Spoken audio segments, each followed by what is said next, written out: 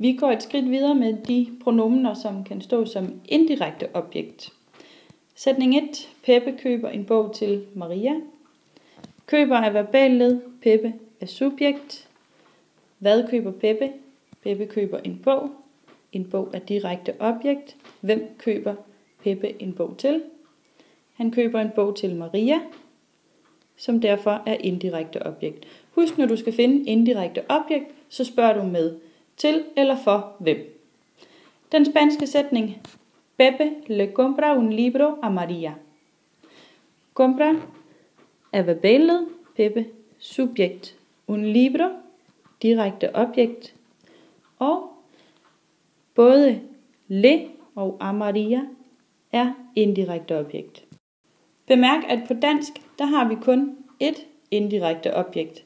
På spansk, der er det meget normalt at lave den her fordobling af indirekte objekt. Så selvom at det indirekte objekt er udtrykt med et substantiv, altså Maria, så udtrykker vi også det indirekte objekt gennem et personligt pronomen, som svarer til Maria, altså i tredje person ental her. Sætning 2. Drengene giver pigerne blomster. Los chicos les dan flores a las chicas. Giver er verballed, drengene subjekt. Hvad giver drengene? Drengene giver blomster, så blomster er direkte objekt. Hvem giver drengene blomster til? De giver blomster til pigerne, så pigerne er indirekte objekt. I den spanske sætning, dan er verballed, los chicos er subjekt, flores er direkte objekt, og så er det både les, der er indirekte objekt, og las, a las chicas, der er indirekte objekt. Igen, her er der en fordobling af det indirekte objekt, les og a las chicas. Og her er las chicas jo tredje person flertal, og det er altså les, der svarer til det.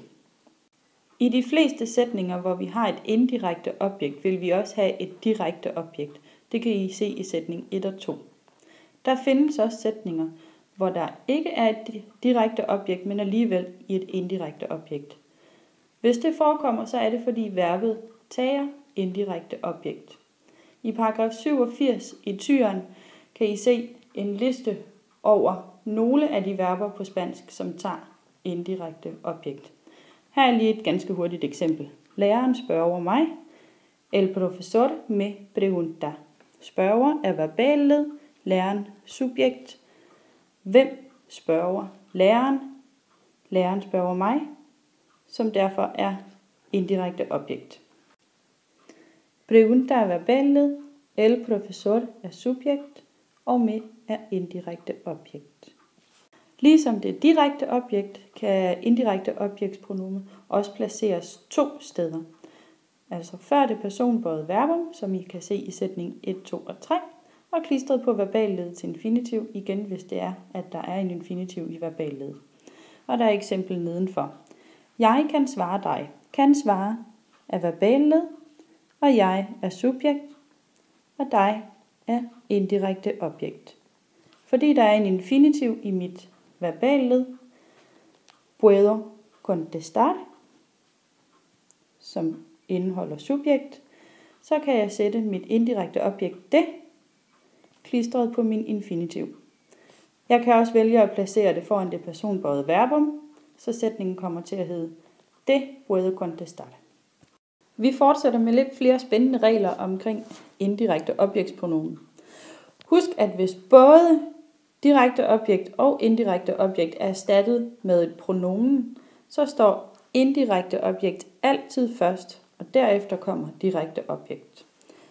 Vi tager et eksempel. Jeg fortæller dig det. Det lo cuento. Fortæller er verballed. Jeg er subjekt. Hvad fortæller jeg? Jeg fortæller det, som er direkte objekt. Hvem fortæller jeg det til? Jeg fortæller det til dig, og derfor er dig indirekte objekt. I den spanske sætning er cuento verballed med implicit subjekt.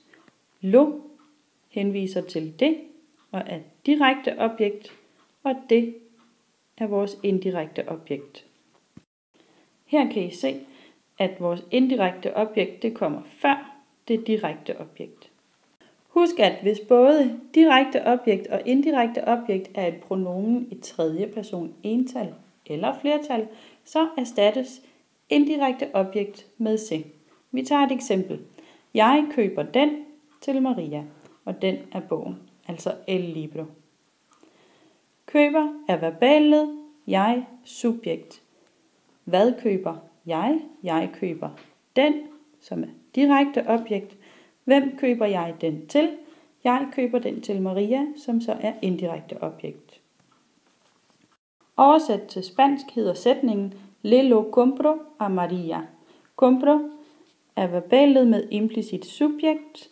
Lo er direkte objekt, og både le og a Maria er indirekte objekt.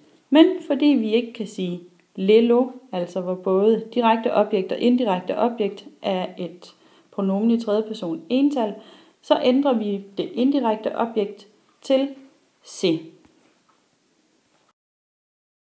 Til sidst så skal vi høre lidt om, hvordan vi skal behandle de herlige dativstyrende verber. Kustart er vel det verbum, som vi bruger mest af de dativstyrende verber, og det kan I læse om på side 71 og 72 i tyren. På side 73 i tyren, der er der en lille liste over de mest almindelige dativstyrende verber. Når et verbum styrer dativ, så betyder det, at subjektet i den oprindelige danske sætning bliver til indirekte objekt i den spanske sætning. Og det betyder også, at direkte objekt i den oprindelige danske sætning bliver til subjekt i den spanske sætning. Det skal vi se 2 eksempler på nu, og vi tager det langsomt. De kan lide kaffe. Kan lide er verballed. De er subjekt. Hvad kan de lide? De kan lide kaffe, så kaffe er direkte objekt. For at få oversat den her sætning korrekt til spansk, omformulerer vi sætningen, så den hedder kaffen behager dem. Behager er verballed, og før hvor kaffe var direkte objekt, så bliver kaffen nu til subjekt, og dem er blevet til direkte objekt. Det var det, der før var subjekt. Oversat til spansk hedder sætningen Les gusta el café. Gusta er verballed, el café er subjekt, og les er indirekte objekt. Lad være med at tænke så meget over, hvorfor det direkte objekt lige pludselig bliver til et indirekte objekt. Du skal bare vide det sådan, man gør, og så gør det. Jeg tager et eksempel mere. Jeg kan ikke lide billederne. Kan ikke lide er verballed. Jeg er subjekt, og billederne er direkte objekt. For at få den oversat korrekt til spansk, vender vi den om, så den hedder billederne behager ikke mig.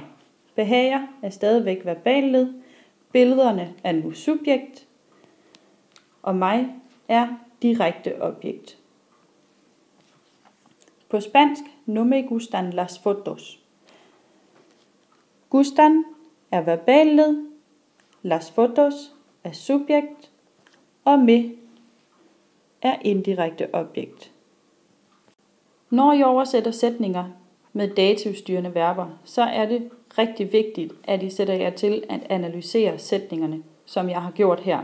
Fordi hvis I ikke gør det, så kan I meget nemt komme til at bøje jeres verballed efter jeres indirekte objekt. Og det vil være forkert. Husk, at det altid er det, der behager en, altså det, vi kan lide, som er subjekt og som verballedet skal bøjes efter.